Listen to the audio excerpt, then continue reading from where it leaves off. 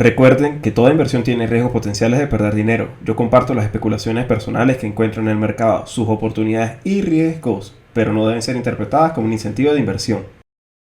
Buenas compañeros, el análisis del precio de Bitcoin hoy, 22 de julio, luego de la apertura asiática. A estas horas podemos ver que el mercado está con unas ligeras caídas en lo que es el precio de Bitcoin, Ethereum y Binance Coin. A las horas del día de hoy no parece ser nada representativo. Pero sí hay algo bastante importante que destacar y es la extremadamente profunda inversión de la curva de tipos de interés entre los bonos de 2 años y de 10 años. En esta oportunidad no se está dando por algo netamente que esté ocurriendo en la economía de los Estados Unidos ni sobre las expectativas de inflación. Esto es un efecto contagio que se está dando por el grave problema que se ha conformado el día de ayer jueves con la subida de tipos de interés por parte de la Unión Europea y todo lo concerniente a las declaraciones que dio eh, Christine Lagarde. ¿Qué podemos destacar? El día de ayer, como yo se los había estado comentando en mi último video del día martes, era un día muy importante porque teníamos dos posibles cisnes negros. Desde ese mismo momento, el día martes, ya se especulaba que Rusia iba a abrir Nord Stream 1 y que no iban a dejar sin gas a Europa. Se abrió incluso por encima de las expectativas del mercado, fluyendo un 40% del total de capacidad de la capacidad de transmitir el gas, por lo que pues se ha tomado, fue muy positivo. Ahora bien, lo negativo fue las declaraciones de Christine Lagarde. Primero, subió las tasas de interés por encima de lo esperado, ya que se había descontado solamente 25 puntos básicos, aunque nadie titubeaba sobre la posibilidad de que lo hiciera con 50 puntos básicos. Y así fue, subió 50 puntos básicos los tipos de interés. Y eso no fue lo relevante. Yo creo que también les estaba comentando sobre la herramienta antifragmentación que bastante ya había hecho popular y yo les había estado comentando que desde mi perspectiva me causaba bastante gracia porque era absolutamente imposible. Tenía un nombre fantabuloso y me di cuenta que incluso por internet yo más bien había sido el que menos me burlé. Todo el mundo considera que es la estrategia abracadabra, porque es magia lo que pretendía hacer y en efecto la magia resultó ser un vulgar truco de magia muy, muy, muy mala, porque el mercado no responde a la magia.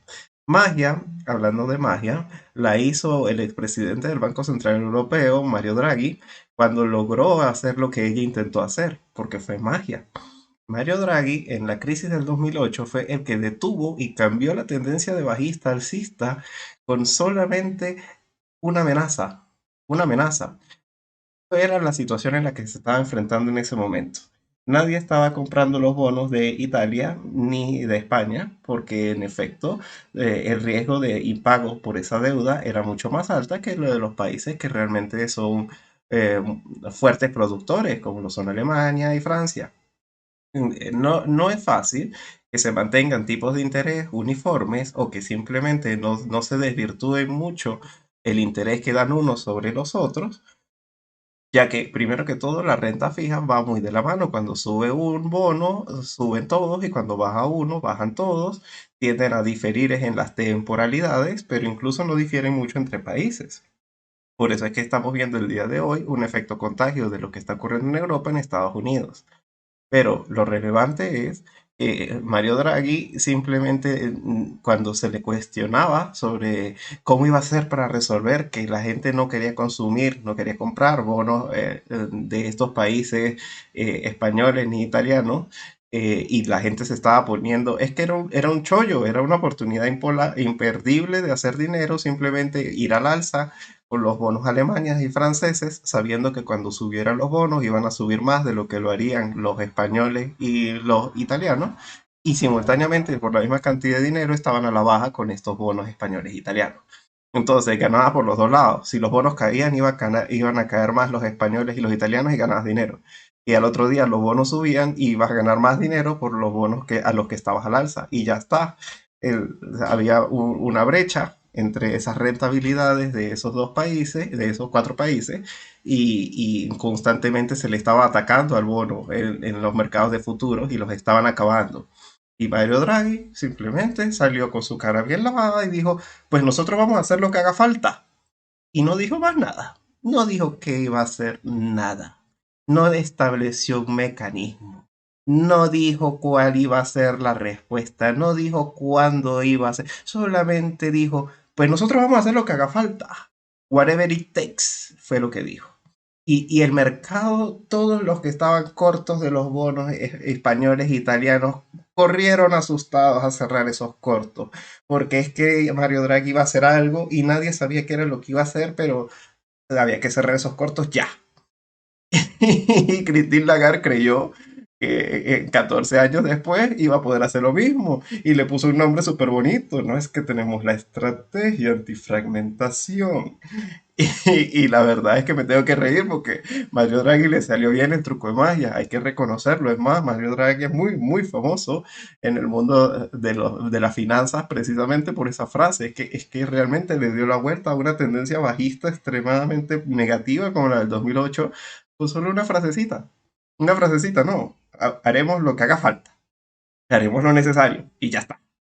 En cambio, esta mujer pues se inventó una palabra ahí toda rebuscada, la herramienta antifragmentación y tal, y el cuento es que nadie se lo cree.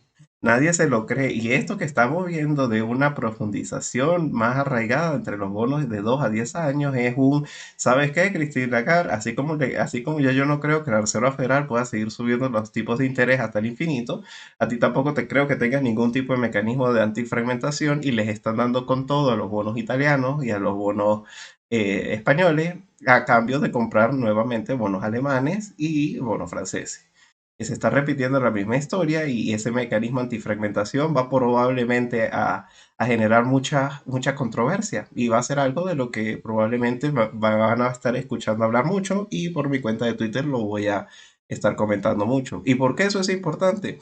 Porque eso puede ser un cisne negro muy fuerte para Bitcoin. O sea, que yo estoy celebrando la tendencia alcista confirmada. Estamos alcistas, claro que sí. No hay ninguna duda de que esto es alcista. Es más, pues yo estoy alcista prácticamente y desde el punto de mi entrada, que es este, en los $22.300, esperando perfectamente que si llegáramos a perder los 20.500 yo me salgo, asumo esa pérdida, porque yo realmente no espero ganar con este largo, sino cubrirme frente al escenario de que yo estoy equivocado y Bitcoin si era alcista, pues aquí yo congelo la posibilidad de que compre más tarde, pero compre la cantidad que yo quiera, ya sea que se vaya a los 30.000 o que se vaya a lo lejos, pero no estoy alcista en temporalidades medianas de aquí hasta octubre, porque ninguno de los problemas macroeconómicos se ha subsanado. Es decir, la recesión ni siquiera ha llegado para decir que ya se acabó. No se ha descontado la recesión porque solamente hemos visto caídas en las cotizaciones del precio, pero aún no han habido ventas nerviosas. Y hablando de ventas nerviosas, no podemos dejar de destacar esta caidita que podemos ver en el gráfico de 4 horas. Estas tres velas consecutivas que estuvimos teniendo. Esta fue previa a la entrega de resultados de Tesla y estas fueron las dos velas de las malas noticias que nos tuvo que dar. Les recuerdo que Tesla vendió el 75% de todos los Bitcoin que tenía y los vendió a pérdida. Tuvo que asumir esas pérdidas porque si no, la entrega de resultados que hubiera dado Tesla hubieran sido muy negativos, pero con simplemente asumir sus pérdidas, como es lo mejor que pueden hacer los inversionistas cuando están en riesgo, asumir pérdidas para reinvertir desde más abajo, efectivamente, pues Tesla brilló por sus excelentes resultados gracias a vender sus Bitcoin y nos tira a nosotros el agua sucia porque ahora consideran que pues, si Tesla está vendiendo, tal vez no sea tan buena idea tener Bitcoin en estos momentos. Esa fue la interpretación que se le dio a esa noticia y esas fueron las pequeñas caídas que estuvimos viendo. Igualmente, el hecho de no perder el soporte fundamental de los $21.600 es lo más destacable que podemos mencionar. El hecho de que aunque Elon Musk no nos está apoyando en este movimiento alcista, sino que más bien está vendiendo muchísimo Bitcoin, de todas maneras el mercado tiene la suficiente liquidez para absorberlos y seguir subiendo.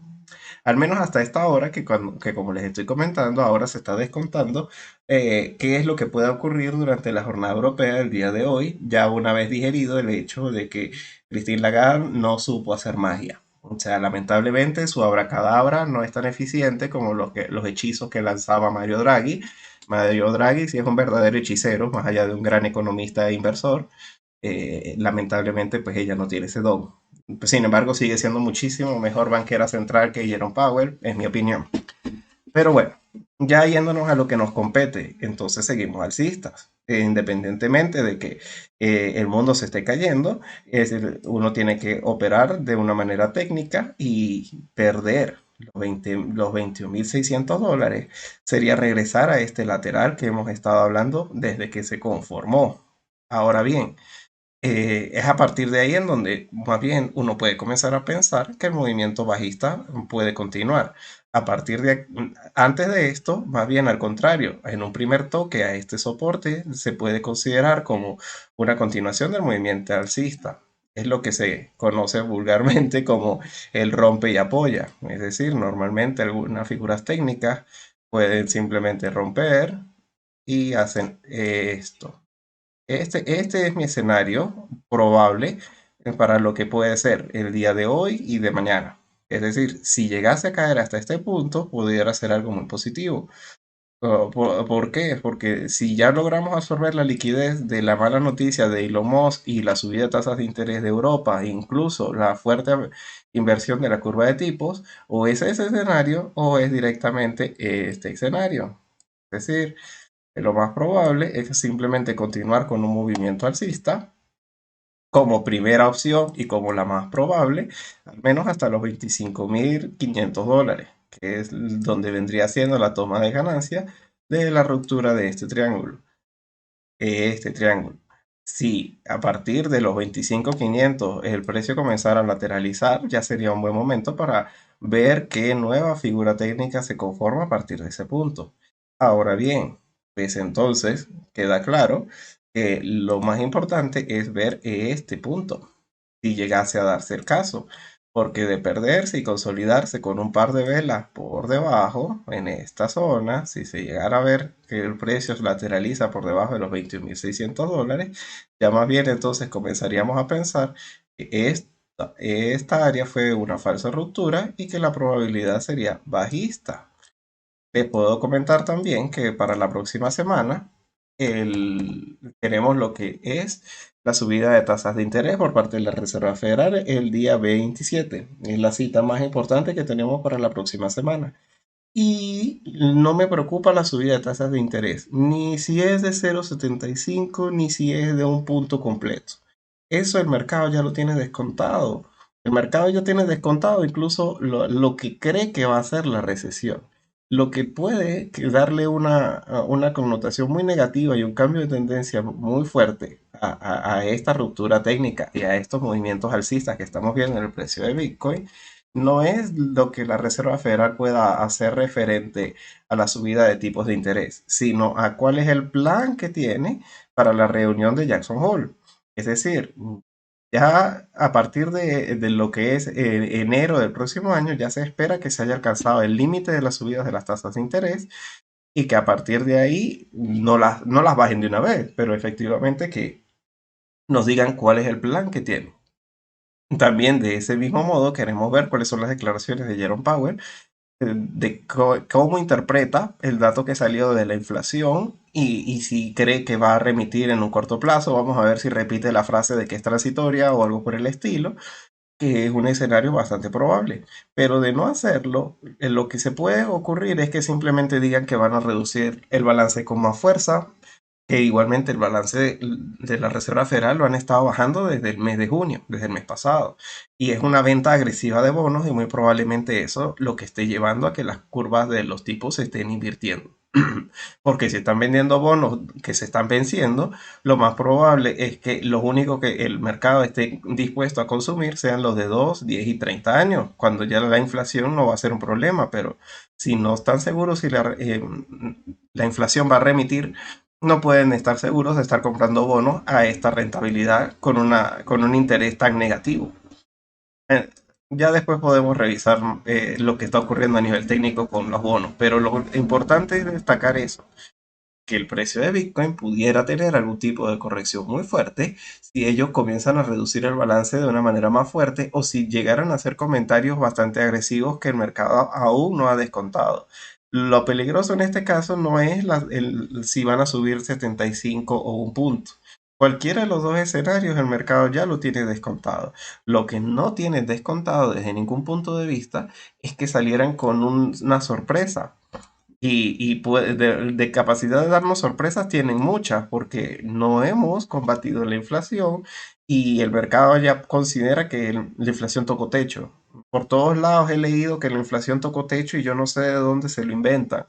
Es muy probable que la inflación, si la vemos anualizadamente, que es el dato que asustó a todo el mundo del 9,1% de inflación anualizada, ese dato muy probablemente sí haya tocado techo. Pero si la inflación simplemente considerada mensualmente sigue subiendo, aunque se vea de manera anualizada, no estaría bajando. Tendría que explicarlo con rayitas. Voy a poder explicarme bien.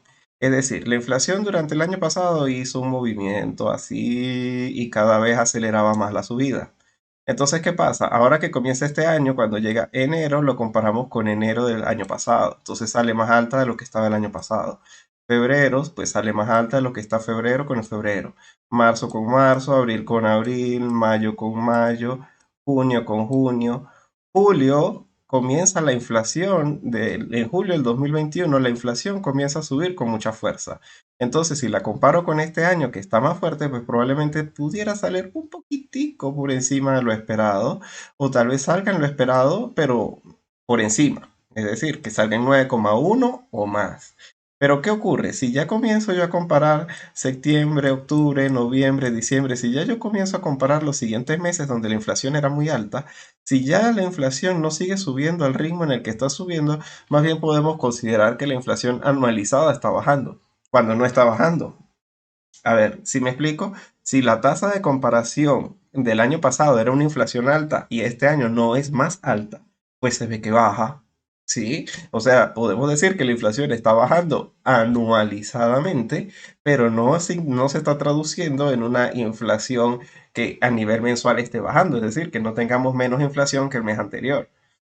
Es un poco confuso de explicar, pero es exactamente eso. Cuando tú mides la inflación anualizada, por eso es que se ve el year to year, la Y o Y, hay muchos otros datos de la inflación. Muy probablemente vamos a comenzar a ver que la inflación anualizada a partir del mes que viene baja, muy bien, pero el punto es si va a comenzar a bajar la subyacente, que es la inflación que no tiene considerados alimentos ni energía.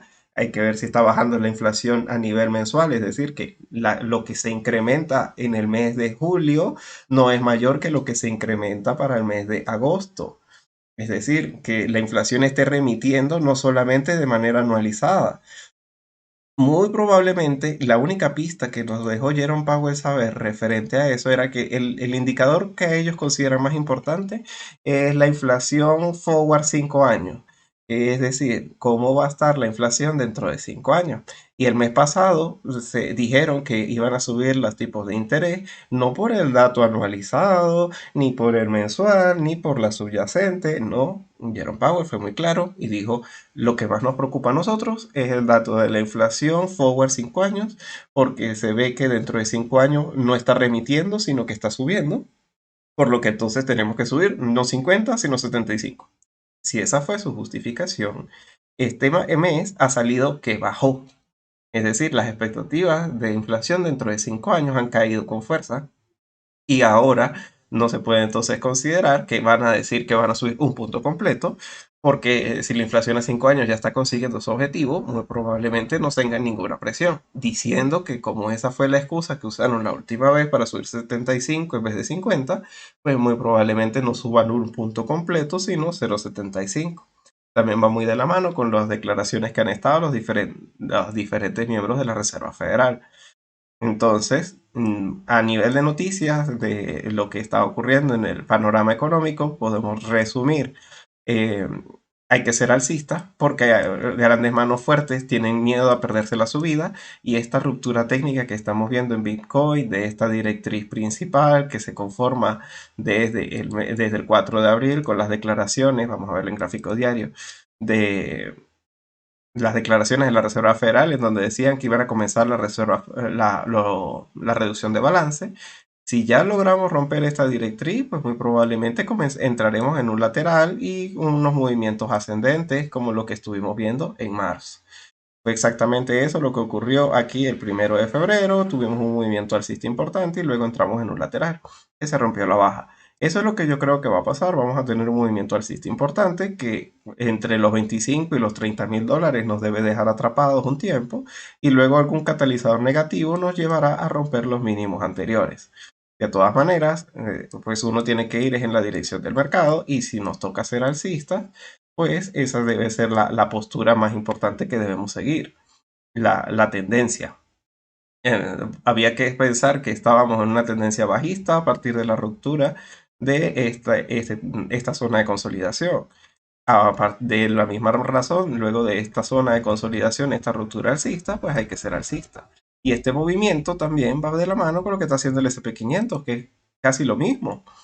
Es decir, el SP500 este estuvo luego de las declaraciones, aquí las podemos ver también justamente durante esta semana de la Reserva Federal, comenzando la reducción de balance, comienza una fuerte tendencia bajista, luego entra en esta pequeña área de consolidación que podemos dibujar aquí de esta forma, muy rápidamente, simplemente uniendo los mínimos que se alcanzaron y podemos ver, luego de la ruptura de esta zona, que era muy importante que lo hiciera.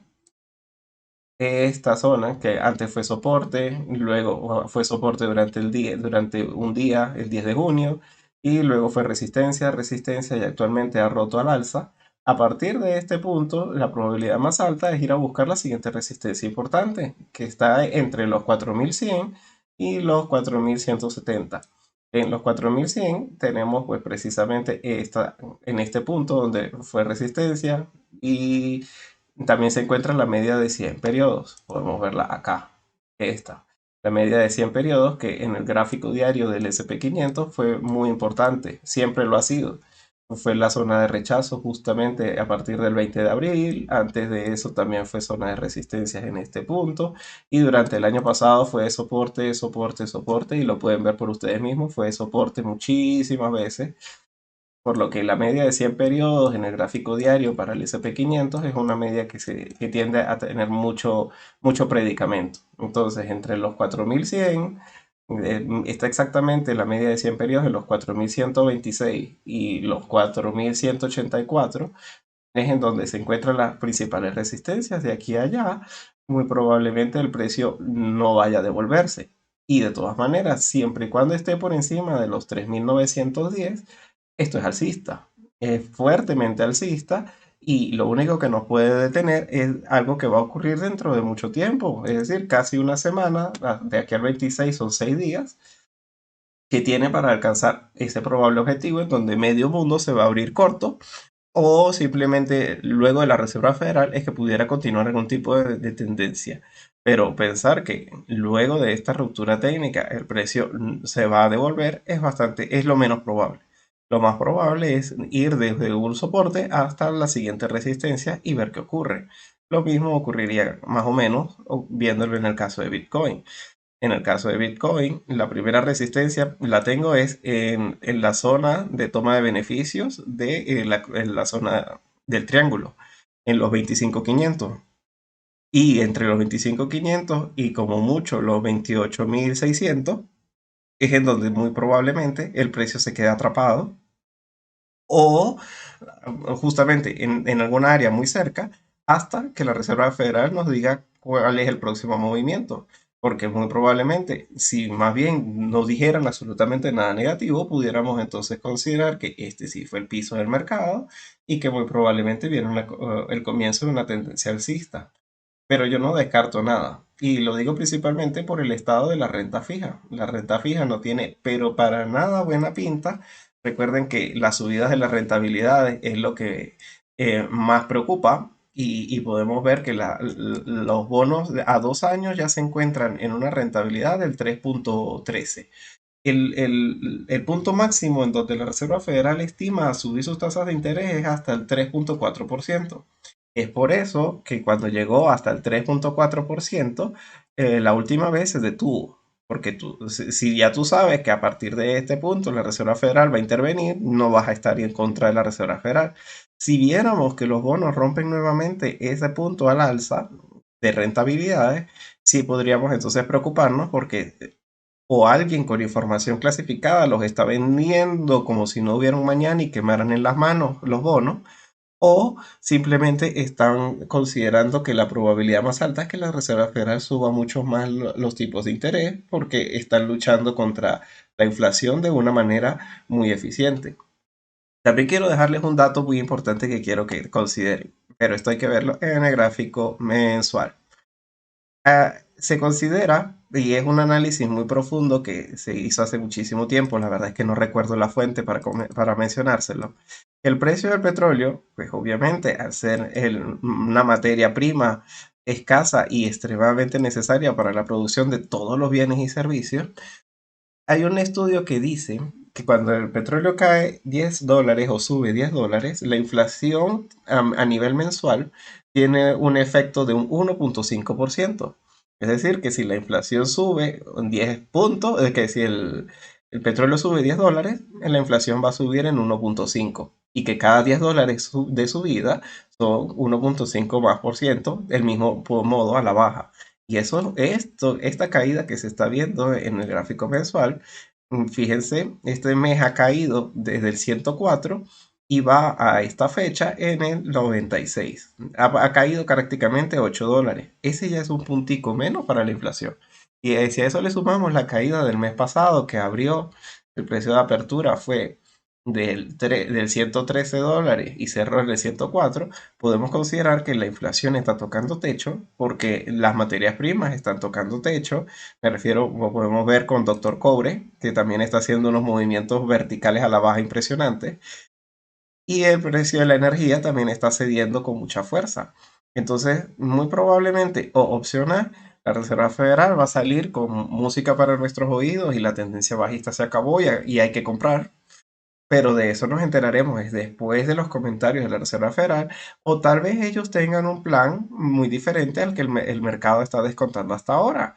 Es decir, sí, muy probablemente la inflación esté remitiendo, muy probablemente vayamos a entrar en una recesión, si no es en este mes, es en el próximo, si no es en este trimestre, es en el próximo. Pero lo que intenta decirnos, lo que puede decirnos la Reserva Federal es que va a ir de todas maneras a continuar con mucha fuerza subiendo los tipos de interés, porque el objetivo de ellos sea ir un poco más lejos y es acabar con las entradas de los beneficios que tiene Rusia. Es decir, si el precio del petróleo cae, ellos no van a poder seguir manteniendo la guerra porque la guerra es algo extremadamente costoso y difícil de mantener a nivel económico, no solamente a nivel de estrategias militares o de las conciliaciones de las negociaciones para ellos evadir las sanciones, no es solamente eso, es el nivel del gasto constante para la compra de municiones, para la compra de todos los equipamientos de guerra. La guerra es algo muy costoso de mantener. Y una manera muy eficiente de ganar la guerra puede ser llevar el mundo a una recesión subiendo las tasas de interés un poco más de la cuenta. Eso les ayudaría, matarían dos pájaros de un tiro, porque acabarían con la inflación, le darían las suficientes herramientas al mercado para una bajada agresiva de tipos de interés, incluso acabar con la reducción de balance y volver a ampliar el balance, pero luego de un crash que incluso pudiera ser muy beneficioso porque acabaría con la guerra, dándole nuevamente a Europa, que son sus socios principales más importantes, la oportunidad de replantearse económicamente las cosas, porque si Ucrania sigue en el estado en el que se encuentra actualmente, invadida, y Rusia consolida su posición sobre Ucrania y la termina de conquistar, aunque ya nadie sabe cuáles son los objetivos de Vladimir Putin definitivamente, si ellos cumplen sus objetivos, la Unión Europea la va a pasar muy mal. Primero que todo ya lo está haciendo con el riesgo de fragmentación de la Unión Europea que se está dando por la crisis del euro, por la crisis de la energía. y por todas las cosas que están ocurriendo. Si la guerra no se calma, la guerra es precisamente el evento más negativo que la Reserva Federal ha estado comentando que necesita darle fin. ¿Por qué la Reserva Federal tiene que darle fin a la guerra? Pues eso es algo que yo creo que he compartido anteriormente con ustedes. Hubo una reunión hace 15 días, la cual fue muy, muy negativa para los mercados, en donde ellos estuvieron discutiendo cuáles eran los principales elementos que tenían para eh, interpretar la situación macroeconómica a nivel geopolítico. Suena a palabras complicadas, pero se los explico con detenimiento. eh, Ahora Rusia ya no es un socio fiable. Independientemente que la guerra se acabe, nadie quiere tener ningún tipo de negocios con Rusia porque Rusia es una persona que puede usar lo que te importa, el petróleo, los materiales que te da, para beneficiarse de ti. Nadie confía en Vladimir Putin, nadie confía en Rusia y se ha acabado lo que se conocía anteriormente como el mundo globalizado, en donde actualmente hasta esta guerra se consideraba que simplemente que el mejor proveedor era el que te pudiera dar el mejor precio.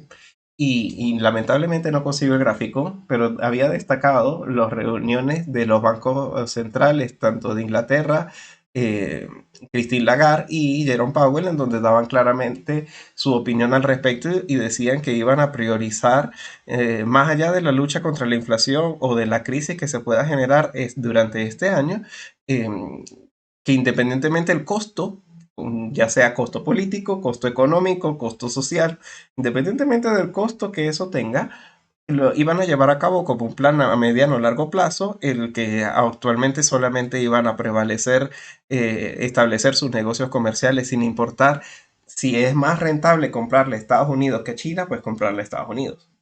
Pues obviamente habrá sus excepciones, pero el objetivo que se busca es que ellos como grupo se solidifiquen independientemente de si eso se transfiere en forma de inflación a nosotros, pero como un objetivo para doblegar a Rusia en sus intenciones expansionistas y doblegar a China con esa solidaridad con la guerra que tiene con Vladimir Putin, porque se está dividiendo el mundo globalizado.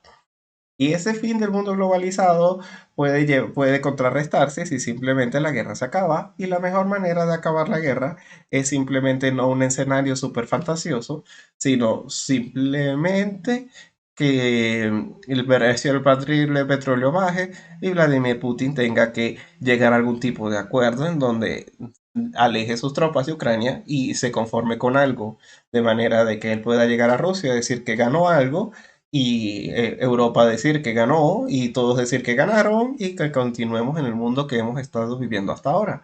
Porque el mundo en el que nos vamos a enfrentar a vivir es muy costoso, es un mundo caro. Y ese mundo caro es algo que el mercado aún no ha descontado. El mercado todavía sigue pensando en que nos van a bajar las tasas de interés dentro de 15 días. Eso no va a pasar. Igualmente, eso es algo que esperemos que sea confrontado por Jerome Powell en su próxima reunión de la próxima semana. Creo que me extendí un poco más de la cuenta con ese tipo de comentarios, pero espero que lo sepan valorar. Vamos entonces a hacer el resumen y a concluir. Primero que todo, a nivel técnico, colocando los indicadores, podemos ver si llegara el precio a caer nuevamente hasta este punto de los $21.700, son zonas de compra. Pero perder lo que son, ya sea los 20.700 con un par de cierres, o simplemente que el precio se asomara hasta los 20.100, sí sería para correr. Simplemente porque de alguna manera, algún evento, algo se está descontando con muchísima fuerza. Ya el precio no pudiera tener este tipo de correcciones si está en una tendencia alcista, pero es muy previsible una caída hasta los $21.800. Si el mercado se llegara a dar la vuelta al alza, porque estamos hablando del escenario bajista en donde cae para subir, pero si el mercado no llegara a corregir, pero rompiera nuevamente lo que son los $24.200, que son los máximos anteriores, muy probablemente va a tener un movimiento muy vertical hasta los 25.500, $25.600, que es en donde está la toma de beneficio. Por lo que las zonas de compra, ya sea se van a dar en este punto, consolidando por encima, no sea que haga un doble techo, sino por encima, Si el precio cerrara aproximadamente entre los 24.300, 24.500, un par de velas, no se va a detener mucho tiempo antes de seguir subiendo. Ese viene siendo el escenario de compra por la parte superior. Pero por la parte inferior viene siendo en esta conjunción entre la media de 50 periodos y la directriz bajista del movimiento. En los 21.700 dólares aproximadamente, 21.700, 21.900 dólares. Siempre pensando que nunca puede volver a caer por debajo de lo que son como zona de peligro, 20.700 dólares, donde ya no me gustaría mucho lo que estoy viendo, pero para salir corriendo los 20.100. Ya a partir de los 20.100 sería para salir corriendo. Y en cambio, en lo que es Ethereum, tenemos un movimiento que ha sido muy, muy alcista de una manera un poco más vertical, recuperando toda la caída que había tenido en comparación con otras criptomonedas. Como les había estado diciendo, la caída de Ethereum era solamente comparable con la de Cardano y otras shitcoin, pero ya se ha puesto un poco más al día con las subidas que ha estado teniendo. Y la primera y más importante resistencia que tiene está en los 1.700 dólares. Es aquí en donde se suponía que el precio no debía haber caído porque fue zona de soporte en gráfico mensual hace mucho tiempo y era un precio que no se debió haber perdido, pero con el evento de Celsius, obviamente hubo, y el de PEG que ocurrió entre el stake de Ethereum, eso fue algo que también estuve comentando con ustedes hace un mes, eh, eso fue lo que llevó a esta caída y a esta zona de consolidación. Ahora bien, luego de esta ruptura al alza es ahora nuevamente los 1.700 la principal resistencia. Pensar que el precio lo va a romper a la primera es bastante difícil, pero muy probablemente, aunque lo rompiera al alza, esta zona nuevamente sería entonces el próximo soporte. Una vez que estemos por la parte superior, sería el próximo soporte realmente significativo del precio y que no debería volver a perder. Y por la parte de abajo es como más de lo mismo. La zona realmente importante, que ya a mí me haría sospechar muchísimo, sería perder lo que son los 1.400 dólares. Aquí entre los 1.380 y 1.400 dólares es en donde está la media de 50 periodos y la misma zona de consolidación de Bitcoin. Se encuentra mucho más lejos a nivel de porcentaje en la parte inferior, pero es bastante significativo que la respete. Y para salir corriendo realmente está bastante lejos. Sería un poco por debajo de la media de 200 periodos en los 1.150 dólares. Entre esta área, entre los 1.200 y 1.150, ya estando nuevamente por debajo de la media de 200 periodos, que es la línea roja, no me gustaría estar. No es saludable que una tendencia alcista se pierda de esa forma y menos que vuelva a entrar dentro de esta zona de consolidación. Eso vendría siendo algo muy negativo y no me gustaría estar en una posición con una pérdida tan significativa, porque retroceder hasta este punto es casi un 30%, no tiene ni sentido decirlo.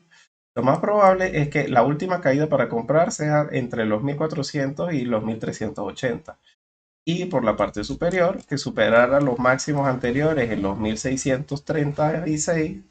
A partir de ese punto, que consolidara dos velas por encima, muy probablemente desde los 1.636 hasta los 1.700 sea un salto directo, porque no hay prácticamente ninguna área de volumen en esta zona.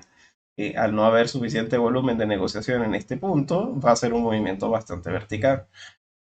Ahora bien, es simplemente pensar en cuáles son las mejores expectativas que se pueden tener en el corto plazo. Y desde mi punto de vista, son alcistas. Con probables cisnes negros a mediano y largo plazo, por supuesto. Pero a nivel técnico esto es alcista y estamos en una zona muy sobrevendida del precio. Es decir, Bitcoin prácticamente en la zona de halving anterior, en los 22.000 dólares.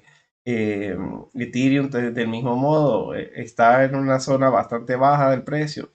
Había estado hace muy poco en 4.000 dólares y está actualmente en los 1.500 con su próxima actualización a puertas. Es bastante, todas las criptomonedas están en un muy, muy buen precio y si la estructura técnica te dice que hay que ser alcista, pues no hay que casarse con ningún tipo de ideas. Yo evito hacerlo, aunque, pues, como les estoy diciendo, no estoy ciego en ningún sentido. Alcista hasta la reserva, hasta la cita con la Reserva Federal. He dicho. Y bueno, si tienes alguna duda sobre el funcionamiento de los indicadores que tenga la pantalla, que son prácticamente las bandas de Bollinger, un indicador de momento. Y estas son las bandas de Bollinger, un indicador de momento y el Ishimoku. Tengo una explicación de cómo funcionan en el primer comentario de este video. Si tienes alguna criptomoneda que te gustaría que analizara para mi próximo video, con mucho gusto la puedes dejar en la caja de comentarios. Bueno, fue un placer compartir con ustedes el día de hoy. Espero que les haya gustado mi video. Hasta luego, compañeros. Feliz sesión.